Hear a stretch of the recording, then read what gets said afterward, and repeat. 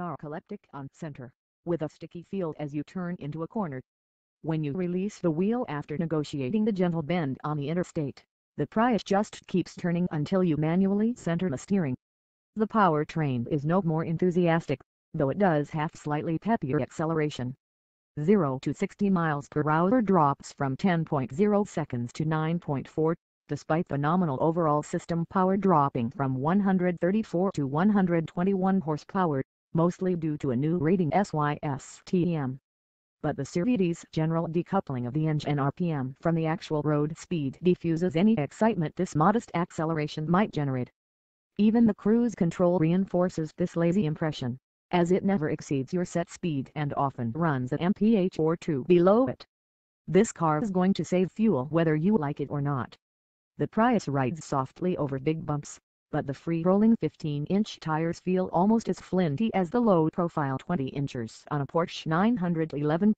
Despite the upgraded sound insulation, the rubber produces nearly as much road noise as the 911, too, particularly on concrete pavement.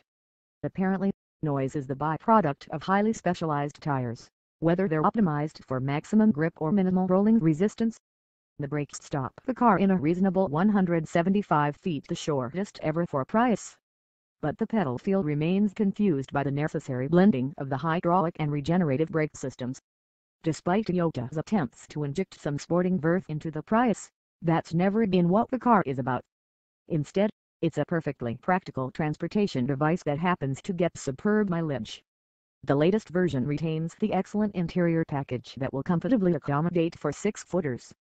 There's decent legroom in the rear compartment, a comfortably high seating position, space for feet under the front seats, and sufficient headroom, even with the tapering roof.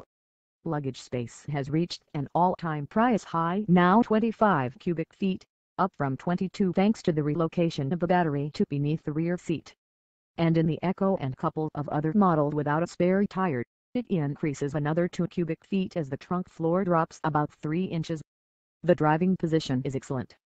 There's a tilting and telescoping steering column and great headroom beneath the bubble-top roof. In traditional Prius fashion, the instrument cluster is centered on the dash, just below the base of the windshield. This dash is a highly stylized piece with multiple layers and colors. The main panel has a hard black top, which flows into the doors, and a beige lower section, which feels only slightly squishy. Then there's a winged piano black layer that houses the central console and spreads nearly to each front door. The shifter is anchored in a glossy white panel beneath this console. There's perhaps one too many contrasting colors in this panoply.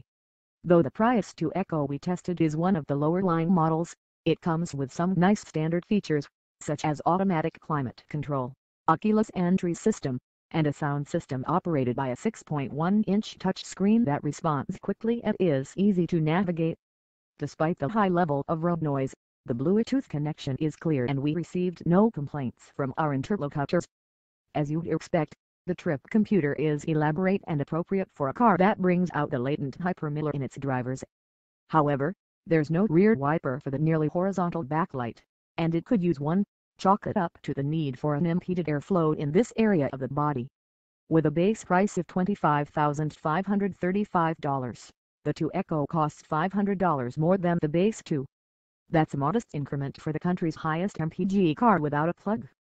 As to the Prius in general, you pay about as much as you would for a Camry with similar carrying capacity, the latter exchanging efficiency for refinement. For Prius drivers,